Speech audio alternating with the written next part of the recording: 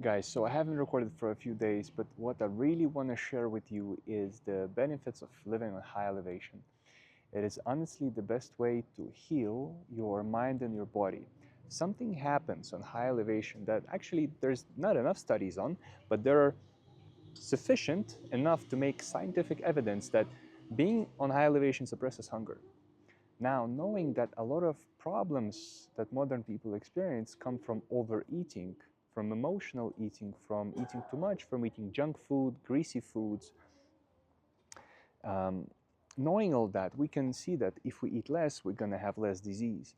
Now, there's a lot of stress, there's a lot of things that trigger you, jobs, health, family, whatever else comes in the way. So you're always stressed out emotionally, so you want to eat more and more and more to numb the pain. Well, luckily, if you go on high elevation, it acts like what's that drug that everyone likes, Ozempic. So it acts as a natural Ozempic when you're on high elevation. Your body adjusts and it works in a different way.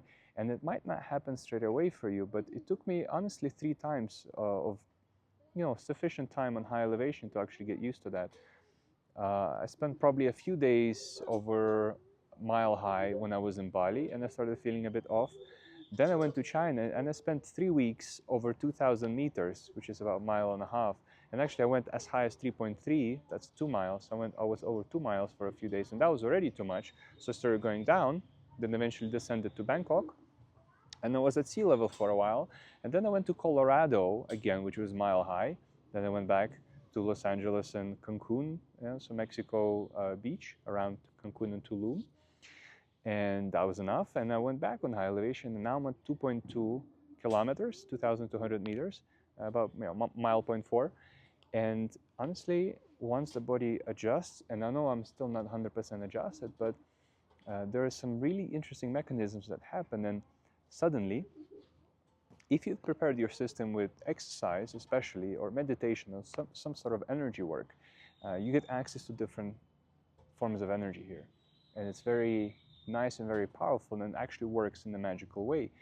And so you become less food reliant, more clean air and rays reliant. So you do need to spend some time outside, you need to walk, and you need to breathe well, which are still very important things for survival. But if you do them well enough, you actually don't need to eat as much food.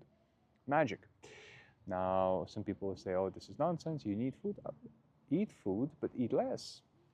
That's going to allow a lot of mental clarity, and that mental clarity will allow for better decisions, for letting go of a lot of things that are holding you back from your evolution and your spiritual personal growth.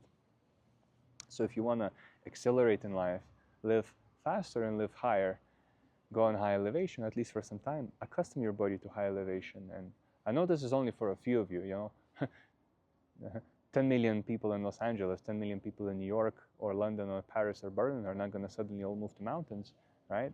But a few of you will. And a few of you that wanted to, this is your sign and omen to do so.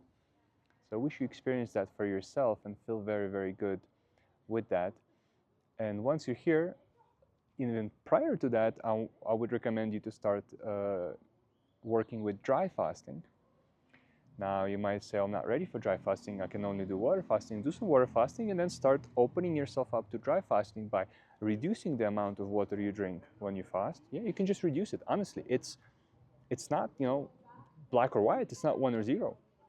If you drink 2 to 5 liters of water during your water fast, it's one thing. But if you drink only 200 milliliters, 500 milliliters, sometimes you might have certain symptoms that make it unrecommended to do a dry fast. So you might want to drink a little bit, but not too much.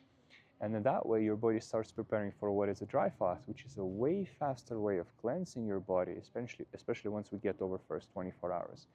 And the sharpness it adds, you will understand that unfortunately, even water, no matter how pure it is, and it's actually very hard to find pure, clean water, so even water dilutes your energy and kind of hinders your sharpness, your mental sharpness. So it is very, very highly recommended to open yourself up to dry fasting and high elevation and very good breathing. To be really good at dry fasting, you need to learn how to breathe and maybe try Wim Hof breathing, so you have always ways to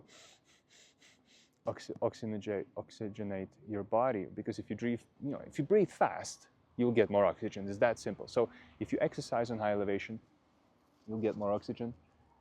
And if you just learn how to breathe fast and create a routine around it and do it a couple times a day, you will manage this really, really, really well.